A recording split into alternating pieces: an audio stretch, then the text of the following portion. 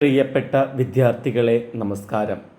നമ്മൾ ഇന്ന് ശ്രീനാരായണ ഗുരു ഓപ്പൺ യൂണിവേഴ്സിറ്റിയുടെ MA മലയാളം 2ാം സെമസ്റ്റർ ഭാഷാശാസ്ത്രത്തിൻ്റെ ഒരു പ്രീവിയസ് ക്വസ്റ്റ്യൻ പേപ്പറാണ് ആൻസർ ചെയ്തുകൊണ്ടിരിക്കുന്നത്. ആദ്യ ചോദ്യം, രൂപവിജ്ഞാനീയം എന്നാൽ എന്ത്? പദങ്ങളുടെ രൂപം, ഘടന, പ്രകൃതി, പ്രത്യയയോഗം, വിഭാഗം മുതലായവയാണ് രൂപവിജ്ഞാനീയത്തിൽ ഉൾപ്പെടുന്നത്. പദങ്ങളുടെ രൂപം, ഘടന, പ്രകൃതി, പ്രത്യയയോഗം, വിഭാഗം മുതലായവയാണ് രൂപവിജ്ഞാനീയത്തിൽ ഉൾപ്പെടുന്നത്. രൂപം, രൂപിമം, ഉപരൂപിമം എന്നിങ്ങനെ 3 വിഭാഗങ്ങളായി തിരിച്ചിരിക്കുന്ന ഭാഷയിലെ അർത്ഥയുക്തമായ ഏറ്റവും ചെറിയ മൂലകമാണ് രൂപം. ഭാഷയിലെ അർത്ഥയുക്തമായ ഏറ്റവും ചെറിയ മൂലകത്തെയാണ് രൂപം എന്ന് പറയുന്നത്. സ്വനയോഗം കൊണ്ട് അർത്ഥപ്രകാശന സാധ്യതയുള്ള രൂപങ്ങൾ ഉണ്ടാകുന്നു. സ്വനയോഗം കൊണ്ട് അർത്ഥപ്രകാശന ശേഷിയുള്ള രൂപങ്ങൾ ഉണ്ടാകുന്നുണ്ട്. രൂപിമം എന്നാൽ എന്താണെന്ന് നോക്കാം. സ്വനങ്ങൾ ചേർന്നുണ്ടാകുന്ന അർത്ഥപ്രധാന ശേഷിയുള്ള ഏറ്റവും ചെറിയ ഭാഷാ ഘടകമാണ് രൂപിമം എന്നത്. സ്വനങ്ങൾ ചേർന്നുണ്ടാകുന്ന അർത്ഥപ്രധാന ശേഷിയുള്ള ഏറ്റവും ചെറിയ ഭാഷാ ഘടകം. ഭാഷയുടെ രൂപത്തിലുള്ള ഏകകമാണിത്. ഒരർത്ഥം ലഭിക്കുന്ന ഏറ്റവും ചെറിയ അക്ഷരയോഗമാണ് രൂപിമം. ഒരു അർത്ഥം ലഭിക്കുന്ന ഏറ്റവും ചെറിയ അക്ഷരയോഗമാണ് രൂപിമം. ബ്ലൂംഫീൽഡിൻ്റെ അഭിപ്രായത്തിൽ morpheme is the minimum meaningful unit in the structure of language. അടി എന്ന പദം രൂപിമം എന്ന വിശേഷണം അർഹിക്കുന്നുണ്ടെങ്കിലും അടികൾ എന്ന പദത്തെ രൂപിമം എന്ന് പറയാനാകില്ല. അടികൾ എന്നതിലെ കൾ എന്ന അംശത്തിന് ഒന്നിലധികം എന്ന അർത്ഥം സൂചിപ്പിക്കാനാകുന്നുണ്ട്. അതേസമയം കൾ എന്ന അംശത്തിന് ഒറ്റയ്ക്ക് നിന്നാൽ ഒരു അർത്ഥവുമില്ല. ഇങ്ങനെ ഭാഷയുടെ രൂപങ്ങൾ 2 തരത്തിലാണ് ഉള്ളത്. ഏത് പരിതസ്ഥിതിയിലും ഒരേ അർത്ഥമുള്ള, ഒരേ വക അർത്ഥമുള്ള രൂപങ്ങളോട് ദ്യോതിപ്പിക്കുന്ന മറ്റൊരു വിഭാഗം. ആധുനിക ഭാഷാശാസ്ത്രം ഇതിനെ പ്രൈമറി, സെക്കൻഡറി എന്നിങ്ങനെയാണ് വ്യവഹരിക്കുന്നത്. ധാതുക്കൾ എന്ന സ്വതന്ത്ര രൂപിമവും പ്രത്യയങ്ങൾ എന്ന ആശ്രിത രൂപിമവുമാണ്. ഇതിനെ പ്രൈമറി, സെക്കൻഡറി എന്നാണ് ആധുനിക ഭാഷാശാസ്ത്രം വ്യവഹരിക്കുന്നത്. ധാതുക്കൾ എന്ന സ്വതന്ത്ര രൂപിമവും പ്രത്യയങ്ങൾ എന്ന ആശ്രിത രൂപവുമാണ്. ഉപരൂപിമം. ഭാഷയിലെ എല്ലാ വർണ്ണങ്ങളും സ്വനിമങ്ങളല്ലാത്തതുപോലെ എല്ലാ ബദ്ധരൂപിമങ്ങളും ഭിന്നങ്ങളല്ല. ഒരേ അർത്ഥം ദ്യോതിപ്പിക്കാൻ ഭാഷ ഒന്നിലേറെ മാർഗം സ്വീകരിക്കാറുണ്ട്. ഒരേ അർത്ഥം കിട്ടാൻ വേണ്ടി ഭാഷ ഒന്നിലധികം വഴികൾ സ്വീകരിക്കാറുണ്ട്. ഉദാഹരണം, അമ്മമാർ, കുട്ടികൾ, വൃദ്ധർ എന്നിവ ബഹുവചന രൂപങ്ങളാണ്. മാർ, കൾ, അർ എന്നിങ്ങനെ പ്രത്യയങ്ങൾ വ്യത്യസ്തങ്ങളായി വരുന്നുണ്ടെങ്കിലും ഈ രൂപങ്ങൾ അർത്ഥാശ്രയികളല്ല. ഇവ ഒരേ രൂപത്തിൻ്റെ ഭിന്ന രൂപങ്ങളാണ്. ഇവയെയാണ് ഉപരൂപിമങ്ങൾ എന്ന് വിളിക്കുന്നത്. ഉപരൂപിമങ്ങളെ ഒരു രൂപിമത്തിൻ്റെ പ്രാകരണിക ഭേദം എന്ന് പറയാവുന്നതാണ്. ഒരേ രൂപത്തിൻ്റെ ഭിന്ന രൂപങ്ങളാണ് ഉപരൂപിമങ്ങൾ. സ്വനിമങ്ങൾ എന്നാൽ എന്ത്? അർത്ഥവ്യത്യാസത്തിന് കാരണമാകുന്ന സ്വനത്തെയാണ് സ്വനിമം എന്ന് പറയുന്നത്. അർത്ഥവ്യത്യാസത്തിന് കാരണമാകുന്ന സ്വനത്തെയാണ് സ്വനിമം എന്ന് പറയുന്നത്. ഉദാഹരണമായി പറ, പട, പന, പദ എന്നീ പദങ്ങൾ നോക്കുക. ഒരൊറ്റ സ്വനത്തിൻ്റെ വ്യത്യാസമാണ് ഈ പദങ്ങളിൽ അർത്ഥവ്യത്യാസം ഉണ്ടാക്കുന്നത്. ഒരു സ്വനത്തിന് പകരമുള്ള മറ്റൊരു സ്വനത്തിൻ്റെ ആഗമനം അർത്ഥവ്യത്യാസത്തിന് കാരണമാകുന്നു. പറ, പട എന്നിവയെടുക്കുക. ആദ്യത്തേതിൽ റ എന്ന അല്ലെങ്കിൽ റ് എന്ന സ്വനവും പടയിലെ ഡ് എന്ന സ്വനവുമാണ് അർത്ഥവ്യത്യാസത്തിന് കാരണമാകുന്നത്. അതുകൊണ്ട് ഉദാഹരണങ്ങളിലെ റ്, ഡ്, ന്, ത് എന്നിവയ്ക്ക് വ്യക്തമായ സ്വനിമത്വമുണ്ട് എന്ന് പറയാം. അതുപോലെ തന്നെ പറ, പാറ രണ്ടാമത്തെ പദത്തിൽ അകാരം ദീർഘിച്ചതാണ്. അതുകൊണ്ട് തന്നെ അവിടെ അർത്ഥവ്യത്യാസം ഉണ്ടാകുന്നുണ്ട്. അപ്പോൾ ആ, ആ എന്നിവ വ്യത്യസ്ത സ്വനിമങ്ങളാണ് എന്ന് പറയാം. ബ്ലൂംഫീൽഡ് സ്വനിമങ്ങൾക്ക് നൽകിയ നിർവചനം ഇങ്ങനെയാണ്: ഭാഷയിലെ ഏറ്റവും ചെറിയ സ്വനപ്രക്രിയ മാത്രകളാണ് സ്വനിമങ്ങൾ. ഭാഷയിലെ ഏറ്റവും ചെറിയ സ്വനപ്രക്രിയ മാത്രകളെയാണ് സ്വനിമങ്ങൾ എന്ന് വിളിക്കുന്നത്. സ്വനിമ നിർണയം വിശദീകരിക്കുക. ഒരു ഭാഷയിലെ സ്വനങ്ങളെ സ്വനിമങ്ങളായും ഉപസ്വനങ്ങളായും വിഭജിക്കുന്ന ഏർപ്പാടിനാണ് സ്വനിമ നിർണയം എന്ന് പറയുന്നത്. ഒരു ഭാഷയിലെ സ്വനങ്ങളെ സ്വനിമങ്ങളായും ഉപസ്വനങ്ങളായും വിഭജിക്കുന്ന ഏർപ്പാട്. ഇതിന് 4 മാർഗങ്ങളുണ്ട്: വിതരണം, ഉച്ചാരണ സാദൃശ്യം, വിവരണ സൗകര്യം, മിതത്വം എന്നിവയാണവ. 4 മാർഗങ്ങൾ: 1 വിതരണം, 2 ഉച്ചാരണ സാദൃശ്യം, 3 വിവരണ സൗകര്യം, 4 മിതത്വം. ഇതിൻ്റെ ആദ്യ പടി ഭാഷാ സാമഗ്രികളിൽ നിന്നോ മറ്റോ സ്വനങ്ങളെ അപഗ്രഥിച്ച് സ്വനിമ നിർണയം നടത്തുക എന്നതാണ്. വിതരണം സ്വനിമ നിർണയത്തിന്റെ ആദ്യ പടിയാണ് വിതരണം. ഒരു സ്വനം ഏതെല്ലാം സാഹചര്യത്തിൽ പ്രത്യക്ഷപ്പെടുമോ ആ സാഹചര്യങ്ങളെ നോക്കിയാണ് വിതരണം നിർണയിക്കുന്നത്. എല്ലാ സ്വനങ്ങൾക്കും ഒരേ തരത്തിലുള്ള വിതരണമല്ല ഉള്ളത്. പ്രത്യക്ഷപ്പെടുന്ന സ്ഥാനം കൊണ്ടോ സാഹചര്യം കൊണ്ടോ വ്യത്യാസം സംഭവിക്കുന്ന സ്വനങ്ങൾക്ക് തമ്മിലുള്ള ബന്ധമാണ് പൂരക ബന്ധം. പ്രത്യക്ഷപ്പെടുന്ന സ്ഥാനം കൊണ്ടോ സാഹചര്യം കൊണ്ടോ വ്യത്യാസം സംഭവിക്കുന്ന സ്വനങ്ങൾക്ക് തമ്മിലുള്ള ബന്ധത്തിനെയാണ് വിതരണം എന്ന് പറയുന്നത്. അവയുടെ വിതരണം പൂരകമാണ് എന്ന് പറയാം. ഒരേ സ്വനിമത്തിന് പദാദിയിലും പദമധ്യത്തിലും പദാന്ത്യത്തിലും ധ്വനിഭേദം ഉണ്ടാകാം. ഒരേ സ്വനിമത്തിന് തന്നെ പദത്തിന്റെ ആദിയിലും പദത്തിന്റെ മധ്യത്തിലും പദത്തിന്റെ അവസാനത്തിലും ധ്വനിഭേദം ഉണ്ടാകാം. ഈ ഭേദങ്ങൾ വ്യത്യസ്ത സ്വനിമങ്ങളാകുന്നില്ല. ഈ ഭേദങ്ങളൊന്നും വ്യത്യസ്തമായ സ്വനിമങ്ങളാകുന്നില്ല. സ്വനങ്ങളുടെ രൂപഭേദങ്ങളെ ആകുന്നുള്ളൂ. ഇവയെല്ലാം സ്വനങ്ങളുടെ രൂപഭേദങ്ങൾ മാത്രമാണ്. ഈ രൂപഭേദങ്ങൾ അർത്ഥവ്യത്യാസത്തിന് കാരണമാകുന്നില്ല. ഒരു സ്വനത്തിന്റെ ഉച്ചാരണപരമായ സമാന്തര രൂപങ്ങളായ ഇവയെ അർത്ഥവ്യാവർത്തക ശേഷി ഇല്ലാത്തതിനാൽ വ്യത്യസ്ത സ്വനിമങ്ങളെന്ന് വിളിക്കാൻ കഴിയില്ല. സ്വനിമങ്ങൾക്കിങ്ങനെ സന്ദർഭാനുസരണം സംഭവിക്കുന്ന ഉച്ചാരണ ഭേദങ്ങളെയാണ് ഉപസ്വനങ്ങൾ എന്ന് പറയുന്നത്. സ്വനിമങ്ങൾക്ക് സംഭവിക്കുന്ന ഉച്ചാരണ ഭേദങ്ങളാണ് ഉപസ്വനങ്ങൾ. സ്വനിമങ്ങൾക്ക് സംഭവിക്കുന്ന ഉച്ചാരണ ഭേദങ്ങൾ ഉദാഹരണം പറഞ്ഞാൽ കഥ, തുക, തങ്കം എന്നീ പദങ്ങളിലെ കകാരത്തിന് ഉച്ചാരണ ഭേദമുണ്ടെങ്കിലും അവ വ്യത്യസ്ത സ്വനിമങ്ങളല്ല, ഉപസ്വനങ്ങൾ മാത്രമാണ്.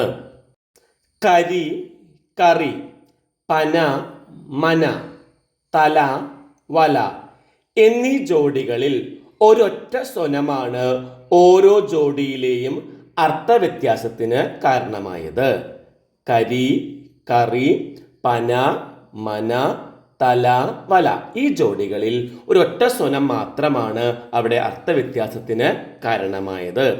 2 വ്യത്യസ്ത സ്വനങ്ങൾ 2 പദങ്ങളിൽ ഒരേ സ്ഥാനത്ത് വരികയും അവയുടെ സാന്നിധ്യം അർത്ഥവ്യത്യാസത്തിന് കാരണമാവുകയും ചെയ്യുന്നുവെങ്കിൽ അവയെ അല്പവിധേയ ജോഡികൾ എന്ന് വിളിക്കാം.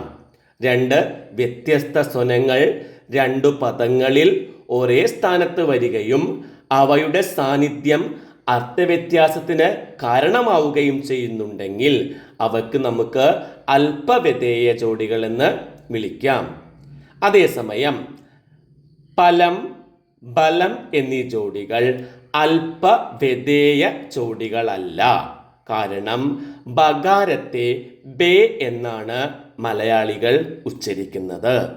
അങ്ങനെ നോക്കുമ്പോൾ പ, ബ, ആ, എ എന്ന് രണ്ടിടത്തും ഉച്ചാരണ ഭേദം, പദാദിയിലും പദമധ്യത്തിലും ഉച്ചാരണ വൈവിധ്യം ഉണ്ടാകാറുണ്ട്. രണ്ടാമത്തേത് ഉച്ചാരണ സാദൃശ്യം. ഒരു സ്വനിമത്തിന്റെ ഉപസ്വനങ്ങൾക്കെല്ലാം ഉച്ചാരണ സാദൃശ്യം ഉണ്ടായിരിക്കും. 3. വിവരണ സൗകര്യം. ചില സ്വനങ്ങളെ ഉപസ്വനങ്ങളായോ സ്വനിമങ്ങളായോ തന്നെ കണക്കാക്കാവുന്നതാണ്. ചില സ്വനങ്ങളെ ഉപസ്വനങ്ങളായോ സ്വനിമങ്ങളായോ തന്നെ കണക്കാക്കാവുന്നതാണ്. വിവരണ സൗകര്യത്തിനു വേണ്ടി ഒരു സ്വനത്തെ ഒരിടത്ത് ഒരു സ്വനിമത്തിന്റെ ഉപസ്വനമായും മറ്റൊരിടത്ത് സ്വനിമമായും കണക്കാക്കാം. മലയാളത്തിലെ രേഫ റകാരങ്ങൾ വ്യത്യസ്ത സ്വനിമങ്ങളാണ്. കര, കറ, കരി, കറി എന്നിവ ഉദാഹരണം. എന്നാൽ കൂട്ടക്ഷരങ്ങളിൽ മൃദു ഒഴിച്ചുള്ള ഏത് വ്യഞ്ജനത്തിനും മുൻവന്നാലും റകാരധ്വനി തന്നെയായിരിക്കും. അർക്കൻ, വർഗം, ചർച്ച എന്നിവ ഉദാഹരണം. വിതരണ സൗകര്യാർത്ഥം രേഫ റകാരങ്ങളെ കൂട്ടക്ഷരങ്ങളിൽ ഉപസ്വനങ്ങളായും മറ്റിടങ്ങളിൽ ഭിന്ന സ്വനിമങ്ങളായും കണക്കാക്കുന്നു. മിതത്വം നാലാമത്തേതാണ്. വർണ്ണമാലയിലെ സ്വനിമങ്ങളുടെ എണ്ണം കഴിവതും കുറഞ്ഞിരിക്കുന്നതാണ് ലിപി വ്യവസ്ഥക്ക് സൗകര്യം. അതിനാൽ അത്യാവശ്യമില്ലാത്ത വർണ്ണങ്ങൾ ഒഴിവാക്കുന്നത് നന്നായിരിക്കും. ലിപി വ്യവസ്ഥയുടെ സൗകര്യാർത്ഥം അത്യാവശ്യമില്ലാത്ത വർണ്ണങ്ങൾ ഒഴിവാക്കുന്നതാണ് മിതത്വം. ലിപി വ്യവസ്ഥയുടെ മിതത്വത്തിനു വേണ്ടിയാണ് വാസ്യാനുനാസികത്തെ ദന്ത്യാനുനാസികത്തിന്റെ ലിപി കൊണ്ട് രേഖപ്പെടുത്തുന്നത്. ചോദ്യം: വ്യഞ്ജനങ്ങൾ എന്നാൽ എന്ത്? നിശ്വാസവായുവിന് മുഖോദര സ്ഥാനങ്ങളിൽ പൂർണ്ണമായോ ഭാഗികമായോ തടസ്സം നേരിടുമ്പോഴുണ്ടാകുന്ന സ്വനങ്ങളെയാണ് വ്യഞ്ജനങ്ങൾ എന്ന് പറയുന്നത്. ഉച്ചാരണ സ്ഥാനമനുസരിച്ച് വ്യഞ്ജനങ്ങളെ 8 തിരിക്കാവുന്നതാണ്. അവ ഏതാണെന്ന് നോക്കാം. ഒന്നാമത്തേത് കണ്ഡ്യം. കവർഗമാണ് കണ്ഡ്യത്തിൽ വരുന്നത്. 2 മൂർധന്യം. മൂർധന്യത്തിൽ ഡവർഗം, ഷ്, ള്, ഴ, റ് എന്നിവ. മൂന്നാമത്തേത് താലവ്യം. ചവർഗം, ഷ്, യ എന്നിവയാണ് താലവ്യത്തിൽ വരുന്ന അക്ഷരങ്ങൾ. വസ്യം. ട്, ന്, സ്, ല്, ര്, റ് എന്നിവ. ദന്ത്യത്തിൽ തവർഗം. ദന്തോഷ്ട്യത്തില് വ്. ഓഷ്ട്യത്തില് പവർഗം. കണ്ഠനാള ശീർഷകത്തില് ഹ. ഇപ്പൊ ഏതെല്ലാമാണ്? 8 എണ്ണമാണ്. ഒന്നും കൂടി പറയാം.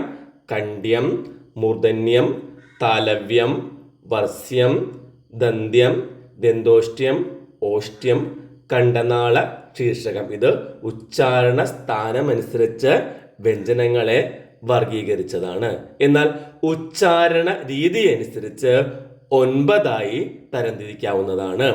ഒന്നാമത്തേത് വിരാമം. ഇതിന് സ്പർശം, സ്ഫോടകം എന്നൊക്കെ പേരുകളുണ്ട് കേട്ടോ.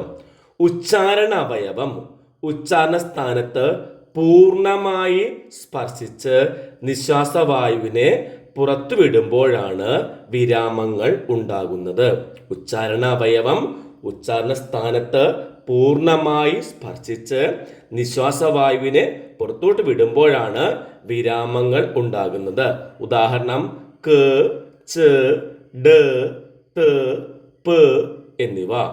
വായുവിന്റെ ബഹിർഗമനം നാസിക മുഖേനയാണെങ്കിൽ അങ്ങനെയുള്ളവയെ അനുനാസികങ്ങൾ എന്നും വായിലൂടെയാണെങ്കിൽ അവയെ അനനുനാസികങ്ങൾ എന്നും വിളിക്കാവുന്നതാണ്. ഇവിടെ തന്നെ രണ്ട് പിരിവുകളുണ്ട്. ഒന്ന് അനുനാസികവും മറ്റൊന്ന് അനനുനാസികവും. നാസികയിലൂടെയാണ് വരുന്നതെങ്കിൽ അവയെ അനുനാസികം, അതേസമയം വായിലൂടെയാണ് പുറത്തോട്ട് പോരുന്നതെങ്കിൽ അവയെ അനനുനാസികം. ഉദാഹരണമാണ് ങ്, ഞ്, ന്, ന്, മ്. ഇനി രണ്ടാമത്തേത് ഘർഷം. ഘർഷത്തിന് ഘർഷി, സംഘർഷി എന്ന പേരുകൾ കൂടിയുണ്ട്. ഉച്ചാരണ അവയവം ഉച്ചാരണ സ്ഥാനത്ത് പൂർണ്ണമായി സ്പർശിക്കാതെ രണ്ടിനും മധ്യേ നേരിയ വിടവുണ്ടാക്കുകയും വായുപ്രവാഹം ആ വിടവിലൂടെ തിക്കി തിരക്കി ഉരസലോടുകൂടി പുറത്തേക്ക് പോവുകയും ചെയ്യുമ്പോഴാണ് ഘർഷങ്ങൾ ഉണ്ടാകുന്നത്. ഉദാഹരണത്തിന് വരുന്ന അക്ഷരങ്ങൾ സ്, ഷ്, ഷ്, ഹ് എന്നിവ. മൂന്നാമത്തേത് വിരാമഘർഷം, സ്പർശഘർഷം എന്ന് മറ്റൊരു പേരുണ്ട്. പൂർണ്ണമായി സ്പർശിച്ചതിന് ശേഷം വായുവിനെ പുറത്തു വിടുന്നതിന് കാലതാമസം വരുത്തുകയാണെങ്കിൽ അത് നേരിയ സംഘർഷത്തോടെയാണ് പുറത്തേക്ക് പോകുന്നത്. വിരാമവും ഘർഷണവും സംഭവിക്കുന്നത് കൊണ്ട് ഇപ്രകാരം ഉണ്ടാകുന്ന വ്യഞ്ജനങ്ങളെ വിരാമഘർഷം എന്നാണ് പറയുന്നത്. ഉദാഹരണം ചവർഗാക്ഷരങ്ങൾ, ഞ ഒഴികെയുള്ള അക്ഷരങ്ങളാണ്. നാലാമത്തേത് കമ്പിതം, ത്രാസം എന്നൊരു മറ്റൊരു പേര്. ഉച്ചാരണ അവയവം ഉച്ചാരണ സ്ഥാനത്ത് നിരന്തരം തൊടുകയും ഉടനുടൻ വിട്ടുമാറുകയും ചെയ്യുമ്പോഴാണ് കമ്പിതങ്ങൾ ഉണ്ടാകുന്നത്. ഉച്ചാരണ അവയവം ഉച്ചാരണ സ്ഥാനത്ത് നിരന്തരം തൊടുകയും ഉടനുടൻ വിട്ടുമാറുകയും ചെയ്യുന്നു. ഉദാഹരണത്തിന് മലയാളത്തില് ഋ എന്നത്. അഞ്ചാമത്തേത് ഉൽക്ഷിപ്തമാണ്. ഉച്ചാരണ അവയവം ഉച്ചാരണ സ്ഥാനത്ത് ഒരു പ്രാവശ്യം സ്പർശിച്ച് വേഗത്തിൽ പിൻവാങ്ങുമ്പോഴാണ് ഉൽക്ഷിപ്തങ്ങൾ ഉണ്ടാകുന്നത്. മലയാളത്തില് ര്. കമ്പിതം ഉച്ചാരണ അവയവം എന്ത് ചെയ്യുന്നു? ഉച്ചാരണ സ്ഥാനത്ത് തൊടുന്നു, വിട്ടുമാറുന്നു, തൊടുന്നു, വിട്ടുമാറുന്നു എങ്ങനെയാണെങ്കിൽ ഉൽക്ഷിപ്തത്തില് ഒരു പ്രാവശ്യം സ്പർശിച്ചിട്ട് വേഗത്തിൽ പിൻവാങ്ങുകയാണ് ചെയ്യുന്നത്. മലയാളത്തില് ര് എന്ന അക്ഷരമാണ് ഉൽക്ഷിപ്തത്തിൽ വരുന്നത്. 6 പാർശ്വികമാണ്. ഉച്ചാരണ അവയവം ഉച്ചാരണ സ്ഥാനത്തിന്റെ മധ്യഭാഗത്ത് മാത്രം സ്പർശിച്ച് നിശ്വാസവായുവിനെ ഇരുവശങ്ങളിലൂടെയും കടത്തിവിടുമ്പോഴാണ് പാർശ്വികങ്ങൾ ഉണ്ടാകുന്നത്. മലയാളത്തിലെ ഋ, ല്, ള് എന്നിവ ഉദാഹരണം. പ്രവാഹി ഉച്ചാരണ അവയവം ഉച്ചാരണ സ്ഥാനത്തിന്റെ ഇരുവശങ്ങളിലും സ്പർശിച്ച് നിശ്വാസവായുവിനെ മധ്യഭാഗത്തു കൂടി പുറത്തേക്ക് വിടുമ്പോഴാണ് പ്രവാഹികൾ ഉണ്ടാകുന്നത്. ഇവിടെ നിശ്വാസവായു മധ്യഭാഗത്തു കൂടെയാണ് പുറത്തോട്ട് പോരുന്നത്. ഉദാഹരണം മലയാളത്തിലെ യ, വ്, ഴ എന്നിവ. എട്ടാമത്തേത് മഹാപ്രാണങ്ങൾ. സ്പർശത്തിന് ശേഷം നിശ്വാസവായുവിനെ സമ്മർദ്ദത്തോടുകൂടി പുറത്തേക്ക് വിടുകയാണെങ്കിൽ ഉണ്ടാവുന്നവയാണ് മഹാപ്രാണങ്ങൾ. മലയാളത്തിലെ അതിഖരഘോഷങ്ങൾ മഹാപ്രാണങ്ങളാണ്. 9 പ്രതിവേഷ്ടിതം. ഉച്ചാരണ സമയത്ത് നാവിന്റെ അഗ്രം പുറകോട്ടു മടങ്ങി അതിന്റെ അടിഭാഗം ഉച്ചാരണ സ്ഥാനത്ത് സ്പർശിക്കുമ്പോൾ പ്രതിവേഷ്ടിതങ്ങൾ ഉണ്ടാകുന്നു. മലയാളത്തിലെ ഡവർഗാക്ഷരങ്ങൾ ഷകാരം, ലകാരം, ഴകാരം എന്നിവ പ്രതിവേഷ്ടിതങ്ങളാണ്. മൂന്നാമത്തെ വിഭജനമാണ് ശാസികളും നാദികളും. സ്വനതന്ത്രികൾ വായുവിന്റെ ബഹിർഗമന വേളയിൽ പൂർണ്ണമായും തുറക്കുകയാണെങ്കിൽ അപ്പോഴുണ്ടാകുന്ന ധ്വനികളെയാണ് ശ്വാസികൾ എന്ന് പറയുന്നത്. സ്വനതന്ത്രികൾ വായുവിന്റെ ബഹിർഗമന വേളയിൽ പൂർണ്ണമായും തുറന്നാൽ അപ്പോഴുണ്ടാകുന്ന ധ്വനികളാണ് ശ്വാസികൾ. ശ്വാസികൾക്ക് ഉദാഹരണമാണ് ഖരങ്ങൾ, അധികരങ്ങൾ, ഊഷ്മാക്കൾ എന്നിവ. അടുത്ത നാദികളാണ്.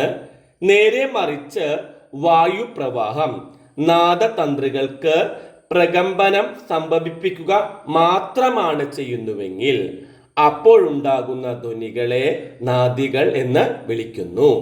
ഉദാഹരണം മൃദു, ഘോഷം, അനുനാസികം, മധ്യമം എന്നിവ നാദികളാണ്. ഇന്നത്തെ ക്ലാസ് നമുക്ക് ഇവിടെ അവസാനിപ്പിക്കാം. മറ്റൊരു ക്ലാസ്സുമായി കാണും വരെ എല്ലാവർക്കും നന്ദി, നമസ്കാരം. ക്ലാസ് ഇഷ്ടമായെങ്കിൽ ലൈക്കും ഷെയറും കമൻറ്റും എല്ലാം ചെയ്യുമല്ലോ.